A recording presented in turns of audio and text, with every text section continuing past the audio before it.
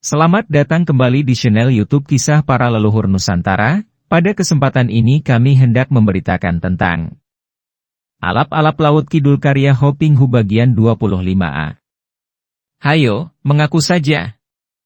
Engkau mencinta Kakang Mas Aji, bukan? Eulis mendesak, memercikkan air makin gencar sehingga Neneng Salmah gelagapan. Baiklah, aku mengaku. Memang. Aku memujanya, aku. Neneng Salmah tergagap karena malu. Aku apa? Hayo mengaku saja kamu. Engkau mencinta Kakang Mas Lindu Aji, bukan? Kalau tidak mau mengaku, akan kusirami air lagi. Sambil tertawa Eulis mendesak. Neneng Salmah juga tertawa dan mukanya berubah kemerahan. Ya, aku mencintanya. Akhirnya ia mengaku, akan tetapi wajahnya menjadi muram Eulis melihat perubahan muka yang cantik itu, yang tadinya cerah gembira ketika bergurau dan kini tampak diliputi mendung kesedihan. Engkau kenapakah, Neneng? Kenapa engkau kelihatan bersedih setelah mengaku bahwa engkau mencinta Kakang Mas Lindu Aji? Ditanya demikian, Neneng Salmah mengusap 2 titik air mata yang keluar dari pelupuk matanya. Tidak ingat bahwa dalam keadaan basah karena siraman-siraman tadi, kalaupun ia mengeluarkan air mata juga tidak akan kentara. Eulis, aku seperti seekor pungguk merindukan bulan. Katanya dengan suara sedih. Eulis memandang kawannya dengan heran. Apa maksudmu? Eulis, aku mau berterus terang saja kepadamu karena aku merasa dekat dan akrab sekali denganmu, seolah engkau merupakan saudaraku sendiri. Kita memang telah menjadi saudara, Neneng dan aku berbahagia sekali mempunyai seorang saudara seperti engkau. Terima kasih, Eulis. Mengenai perasaanku terhadap Kakang Mas Lindu Aji aku merasa seperti pungguk merindukan bulan. Engkau seekor pungguk? Pungguk itu semacam burung hantu itu, bukan? Engkau bukan burung hantu, engkau sepatutnya adalah seekor burung merak yang indah, Neneng. Bagaimana mungkin aku dapat disejajarkan dengan Kakang Mas Lindu Aji? Dia terlampau tinggi bagi orang seperti aku. Dengarkan, Eulis. Neneng menghentikan Eulis yang hendak membantah. Siapa Kakang Mas Lindu Aji? Dia seorang pendekar, seorang pahlawan yang gagah perkasa dan berbudi tinggi mulia. Dan aku, siapakah aku ini? Anak seorang penabuh gamelan, dan aku sendiri hanya seorang ledek yang dipandang hina dan rendah oleh semua orang, dianggap sebagai perusak pagar ayu.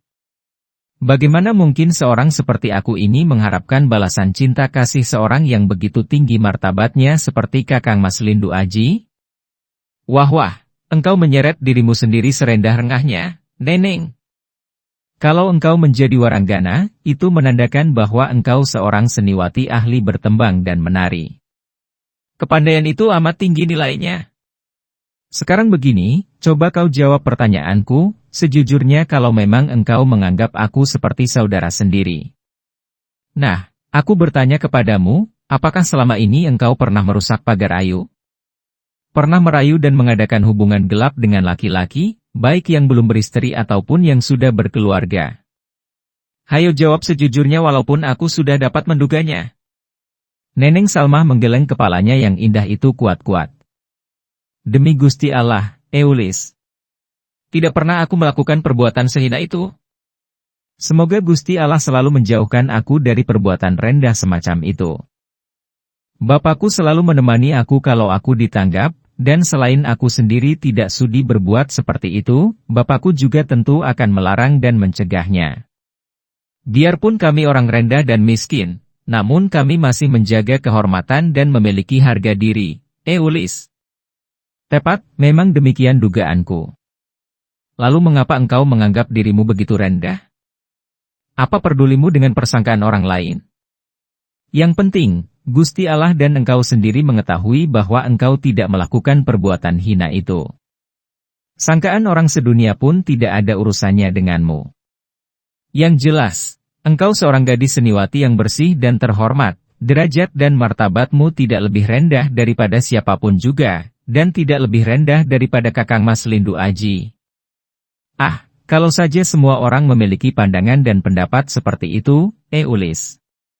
Akan tetapi kalau aku sudah berada di panggung, bernyanyi dan menari, semua laki-laki agaknya tergila-gila kepadaku sehingga semua orang, terutama para wanitanya, menyangka bahwa aku yang sengaja memikat mereka. Hai Hil, para wanita itu iri, Neneng.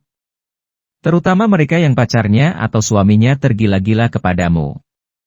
Kalau banyak laki-laki tergila-gila kepada seorang wanita, mengapa wanitanya yang disalahkan? Kenapa bukan si laki-laki yang memangnya mata keranjang? Mana ada laki-laki yang tidak suka melihat wanita secantik engkau? Kalau ada laki-laki tidak suka melihat seorang gadis sebaik dan secantik engkau, maka hal itu berarti dia tidak waras atau pandang matanya sudah kurang awas. Akan tetapi Mas Aji tidak cinta kepadaku, kata Neneng Salmah memelas. Eulis tersenyum dan menggeleng kepalanya. Neneng, aku berani bertaruh apapun juga bahwa biar Kakang Mas Lindu Aji sekalipun, dia pasti suka sekali kepadamu. Engkau seorang gadis ayu merak ati, baik budi pula, tidak ada alasan untuk tidak menyukaimu. Akan tetapi, Neneng, kurasa suka itu belum tentu berarti cinta. Rasa cinta itu? Eulis bingung sendiri. Ah, bagaimana, ya? Aku pun tidak dapat mengatakan bedanya, akan tetapi aku yakin ada bedanya. Kini Neneng Salmah yang tersenyum dan timbul kembali kegembiraannya. Ia memercikkan air ke muka Eulis. Lagatnya seperti ahli, tak tahunya diri sendiri juga tidak tahu. Atau, agaknya engkau sudah memiliki banyak pengalaman tentang hal ini, ya? Mengalami cinta? Ah, belum pernah. Kalau mengalami suka sih sudah. Katanya singkat. Akan tetapi, siapa tahu engkau pernah jatuh cinta sebelum engkau melupakan masa lalumu? Entahlah. Semua sudah tidak teringat lagi. Rasanya sih belum pernah. Jawab Eulis sambil mengerutkan alisnya. Kalau begitu, aku juga berani bertaruh bahwa saat ini tentu ada seorang pria yang kau sukai. Benarkah? Dan engkau sendiri ragu apakah engkau hanya suka kepadanya ataukah mencintanya? Bagaimana kau bisa tahu? Maksudku, bisa menyangka begitu? Tanya Eulis sambil memandang heran. Memang, ketika bicara tentang suka atau cinta itu, otomatis ia teringat kepada Jatmika. Neneng Salmah tersenyum manis sekali. Mudah saja. Ketika engkau bicara tentang suka dan cinta, engkau tampak begitu sungguh-sungguh dan ini hanya bisa terjadi kalau hal itu menyangkut dirimu sendiri. Hayo, mengakulah saja, Eulis, atau akan kusirami engkau sampai basah kuyup. Kembali Neneng Salmah mengancam sambil memasukkan kedua tangannya ke dalam air. Eulis tertawa. Ia merasa suka dan cocok sekali dengan Neneng Salmah yang dapat menyesuaikan diri dengan wataknya yang centil. Padahal ia tahu benar bahwa Neneng Salmah adalah seorang gadis yang berwatak amat lembut. Baiklah, baiklah. Aku mengaku, Gusti Puteri. Ada seorang pemuda bernama Jatmika. Waduh, namanya saja begitu indah. Orangnya tentu juga amat Jatmika, tenang, sopan dan waspada. Puji Neneng Salmah. Memang dia amat sopan, baik budi, sakti mandraguna dan sudah seringkali dia menyelamatkan aku, menolongku ketika aku terancam bahaya di tangan orang-orang jahat. Dan dia pun tentu seorang pemuda ganteng dan tampan. Tambah Neneng Salmah. Eulis mengangguk. Dia tampan, setampan Kakang Mas Lindu Aji. Dan engkau tentu amat mencintainya seperti dia juga amat mencintaimu, bukan? Eulis menghela napas, wajahnya yang biasa cerah penuh senyum itu menjadi serius. Itulah, Neneng, seperti kukatakan tadi, aku tentu saja amat kagum dan suka kepadanya. Segalanya yang terbaik dari seorang pria berada dalam dirinya. Akan tetapi, ketika dia menyatakan cintanya. Nah, kelepasan nih. Ketahuan, ya bahwa dia mencintaimu? Memang benar. Dia cinta padaku dan dia menyatakan hal itu kepadaku. Wah, kalau sudah begitu apalagi persoalannya? Persoalannya, aku tidak tahu apakah aku mencintanya, Neneng. Aku suka kepadanya, akan tetapi aku tidak suka apakah aku mencintanya. Aku seringkali pusing memikirkan hal ini. Melihat Eulis kini sudah kehilangan tawanya, Neneng Salmah teringat akan keadaan diri sendiri dan memang pada dasarnya ia seorang yang tidak selincah Eulis, ia pun menghela napas panjang. Keadaanmu sungguh merupakan kebalikan dari keadaanku, Eulis. Dia mencintamu dan engkau masih belum dapat menjawab cintanya. Sebaliknya, aku mencintanya akan tetapi dia masih belum menerimanya. Kini kembali suaranya mengandung kesedihan sehingga Eulis melupakan persoalannya sendiri dan merasa iba kepada Neneng Salmah. Ia mendekat dan merangkul leher yang berkulit mulus itu. Neneng, jangan putus harapan. Aku yakin bahwa Kakang Mas Lindu Aji pasti suka kepadamu, kalau tidak, tentu dia tidak akan minta kepada ayah untuk menampung engkau dan ayahmu. Memang, dia juga mengatakan bahwa dia suka kepadaku, akan tetapi dia tidak dapat menerima cintaku. Bukan tidak dapat, melainkan belum, Neneng. Engkau tentu sangat ingin untuk menjadi istrinya, bukan? Tentu saja, Eulis. Jangankan menjadi istrinya, bahkan menjadi hambanya pun aku akan merasa berbahagia sekali, asal aku dapat selalu hidup dekat dengannya, melayaninya dengan penuh kasih sayang. Ucapan yang penuh keyakinan dan kelembutan ini menyentuh perasaan Eulis dan ia mencium pipi Neneng Salmah. Tiba-tiba Eulis menjadi lincah kembali. Alap-alap Laut Kidul karya Hoping Hu bagian 25b. Wah, sekarang aku tahu bedanya antara suka dan cinta. Teriaknya dan mengguncang kedua pundak temannya. Karena girangnya, ia lupa untuk mengendalikan kekuatannya. Hai. Kau mau mengoyak-koyak pundakku? Teriak Neneng Salmah dan Eulis lalu merangkulnya. Aduh maaf. Aku sampai lupa. Sekarang aku mengerti dan dapat melihat perbedaan antara suka dan cinta. Benarkah? Hayo katakan, apa perbedaannya itu? Desak Neneng Salmah. Kakang Mas Jatmika mencintaku dan ingin berjodoh denganku, demikian pula engkau, Neneng. Engkau mencinta Kakang Mas Lindu Aji dan engkau ingin menjadi istrinya. Itulah cinta. Cinta membuat orang lain ingin mengikatkan diri dalam perjodohan. Sebaliknya, Kakang Mas Lindu Aji suka kepadamu dan hanya ingin bersahabat, demikian pula aku suka Kakang Mas Jatmika dan ingin menjadi sahabat baiknya. Itulah rasa suka. Suka kepada seseorang membuat orang ingin mengikat persahabatan dengan orang yang disukai. Itulah jawabannya. Neneng Salmah termenung. Eulis juga termenung. Kedua orang gadis itu seperti lupa bahwa mereka sedang mandi. Mereka duduk di atas batu sambil termenung. Mereka tenggelam dalam lamunan masing-masing. Tiba-tiba terdengar suara wanita. Kalian berdua ini mencuci pakaian atau berjemur diri? Dua orang gadis itu sadar dari lamunan dan ternyata Nyi Subali telah berdiri di belakang mereka. Mereka berdua tertawa dan baru ingat bahwa sejak tadi mereka hanya duduk melamun, tidak sadar bahwa matahari mulai naik tinggi. Wah, Neneng kita keenakan melamun di sini.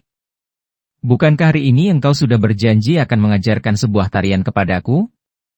Benar, Eulis. Dan sore nanti engkau akan mengajarkan aku gerakan silat agar aku dapat membela diri dari tangan-tangan usil. Keduanya lalu membawa keranjang pakaian yang sudah dicuci dan bersama Nyi Subali mereka kembali ke rumah. Demikianlah kedua orang gadis itu bergaul akrab sekali. Eulis mulai belajar bertembang dan menari. Akan tetapi karena pada dasarnya ia seorang yang sejak kecil mempelajari ilmu silat, tubuhnya sudah terbiasa dengan gerakan tangkas, maka akhirnya ia pandai menari dengan tarian yang berubah sifatnya menjadi tangkas. Keindahan gerak tari yang mengandung ketangkasan dan kegagahan. Sebaliknya, Nenek Salmah yang sudah terbiasa dengan gerakan tari yang lembut dan indah, mulai dapat menguasai ilmu pencaksilat yang sifatnya lembut dan gerakannya indah sekali. Setelah mempelajari tembang, ternyata suara Eulis juga cukup merdu. Tidak seperti yang diduga semula, Aji dapat memasuki Jayakarta atau yang oleh Kompeni Belanda disebut Batavia dengan mudah. Tidak ada penjagaan ketat di pintu gapura kota dan yang terjaga oleh serdadu Kompeni Belanda hanyalah benteng Belanda yang dikelilingi tembok tebal dan tinggi. Memang ada patroli sepasukan serdadu Belanda membawa bedil, akan tetapi mereka tidak tampak mengganggu orang-orang yang keluar masuk gapura sambil membawa barang dagangan. Akan tetapi, Aji dapat merasakan dan menduga bahwa banyak sekali mata tersembunyi yang mengawasi gerak-gerik setiap orang yang memasuki pintu gapura, terutama sekali orang-orang yang tidak dikenal seperti dirinya. Dia dapat menduga bahwa Kompeni tentu melakukan penjagaan dan pengawasan secara tersembunyi dan menyebar telik sandi untuk melakukan pengawasan dan penyelidikan. Dan di dalam benteng besar itu tentu terdapat banyak sekali serdadu Belanda yang siap untuk menumpas setiap gerakan pemberontakan. Selain itu, juga kapal-kapal besar Belanda siap di pelabuhan, dengan segala perlengkapannya. Di atas benteng besar itu pun tampak moncong meriam-meriam berjajar menyeramkan. Belanda amat kuat, terutama sekali karena kekayaan dan kemakmuran semu yang disebarkan membuat banyak pemuka masyarakat menjadi mabok menganggap Belanda sebagai penolong yang mendatangkan kesejahteraan. Tanpa mereka sadari, kekayaan hasil bumi rakyat disedot oleh Belanda dan menjadi barang dagangan yang mendatangkan keuntungan besar baginya. Karena maklum bahwa dia berada di daerah musuh yang menjadi pusat kekuatan Belanda dan dapat menduga pula bahwa di situ terdapat banyak mata-mata Belanda, Aji bersikap waspada dan hati-hati sekali. Dia menyembunyikan keris Kiai Nagawelang pemberian Sultan Agung karena banyak orang mengetahui bahwa keris ini merupakan hadiah dari Sultan Agung kepada para senopati yang dipercayainya. Pakaiannya yang sederhana membuat dia tampak seperti seorang pemuda petani dusun yang baru saja menjual hasil buminya dan sedang melihat-lihat keindahan kota itu. Seperti diceritakan di bagian depan, tadinya Aji berniat pergi melakukan penyelidikan tentang Raden Banuseta pembunuh ayahnya dan tentang putra ayahnya, atau kakak tirinya yang bernama Hasanuddin.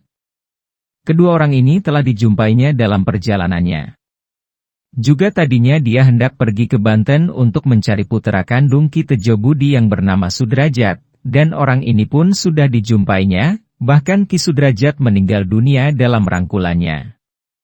Sekarang, tugas pribadinya hanyalah menemukan Raden Banuseta, pembunuh ayahnya yang juga pembunuh Ki Sudrajat. Bahkan menjadi kaki tangan Kompeni Belanda. Raden Banuseta orang jahat dan pengkhianat bangsa yang harus ditentangnya. Selain itu, dia juga harus menemukan kakak tirinya, Hasanuddin, yang agaknya terkena bujuk Raden Banuseta sehingga ikut-ikutan menjadi antek Belanda. Sama sekali tidak tahu bahwa justru Raden Banuseta yang telah membunuh ayah kandungnya. Dia harus dapat menyadarkan Hasanuddin, selain agar tahu bahwa Banuseta adalah musuh besarnya, juga agar menyadari bahwa membantu Belanda melawan Mataram berarti mengkhianati bangsa dan tanah air. Sebelum memasuki Batavia, Aji sudah menghubungi para telik sandi Mataram yang bertugas melakukan penyelidikan dan berada di luar kota. Dengan adanya keris Kiai Nagawelang, Aji diterima dengan hormat oleh para telik sandi.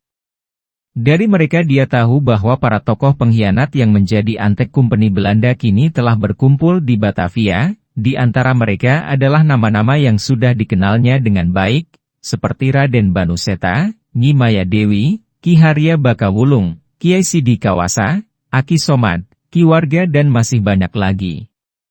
Karena itu, maka Aji bertindak hati-hati. Banyak tokoh antek Kompeni yang telah mengenalnya dan kalau sampai dia ketahuan, tentu dia menghadapi bahaya besar. Karena itu, setelah merasa cukup melihat-lihat keadaan dalam kota Batavia, Aji mulai berjalan memasuki daerah sepi di pinggir kota. Tiba-tiba terdengar jerit seorang wanita di antara derap kaki kuda dan roda kereta, akan tetapi hanya satu kali jerit itu terdengar lalu sunyi. Dia melihat kusir kereta terlempar dari atas kereta dan tak bergerak lagi. Dua orang sudah menguasai kereta itu. Seorang yang tadi merobohkan kusir kini duduk di tempat kusir, sedangkan seorang lagi berada di dalam kereta. Aji teringat akan pertemuannya dengan para telik sandi Mataram di luar kota. Mereka itu tentu melaksanakan rencana mereka seperti yang pernah dia dengar, yaitu mengadakan kekacauan di dalam kota sebelum tentara Mataram yang sudah mulai meninggalkan Mataram tiba di situ. Di antara rencana tindakan pengacauan adalah menculik putri seorang perwira Belanda. Sebetulnya Aji merasa tidak setuju dengan tindakan yang dia anggap curang ini, akan tetapi karena dia seorang pendatang baru, dia pun merasa sungkan untuk mencela. Kini melihat ada orang yang membunuh kusir kereta yang agaknya merupakan sebuah kereta bangsawan, dia menganggap hal itu wajar saja. Akan tetapi mendengar jerit wanita tadi, dia mengeritkan alisnya. Hatinya yang selalu condong untuk menolong siapa saja yang terancam bahaya dan menentang siapa saja yang melakukan kekerasan, terutama terhadap wanita yang lemah membuat Aji tidak dapat menahan kedua kakinya untuk tidak membayangi kereta yang melarikan cepat menuju ke arah timur. Ketika kereta tiba di dalam sebuah hutan, terdengar seruan dari dalam kereta yang tertutup. "Bang Sikun, berhenti dulu." Kusir yang berusia kurang lebih 40 tahun dan yang berkumis panjang itu menahan kendali 2 ekor kuda yang menarik kereta, 2 ekor kuda berhenti dan kusir itu melompat turun. Pintu kereta terbuka dan seorang laki-laki gendut pendek keluar dari kereta itu. "Bagaimana dengan Nona, itu? Kau apakan dia? Mengapa tidak ada suaranya?" Tanya si muka panjang yang bernama Sikun itu kepada si gendut pendek. "Ah, tidak kuapa-apakan." Tadi menjerit, maka kuikat kedua tangannya dan kuikatkan sapu tangannya di depan mulutnya agar ia tidak berteriak lagi. "Tanpa persetujuanmu, mana aku berani berbuat yang tidak-tidak?" kata si gendut sambil menyeringai. "Awas, Mang Kosim. Kalau engkau ganggu gadis Belanda itu, akan kulaporkan dan engkau akan dihajar," kata Sikun sambil membuka pintu kereta. Para pecinta dan para subscriber YouTube Kisah Para Leluhur Nusantara, kiranya cukup sekian dulu, silahkan ikuti kisah Alap-Alap Laut Kidul bagian selanjutnya di waktu dan jam yang sama, dengan cara klik subscribe dan juga loncengnya, agar Anda selalu mendapatkan notifikasi jika channel YouTube ini mengupload video kisah terbaru.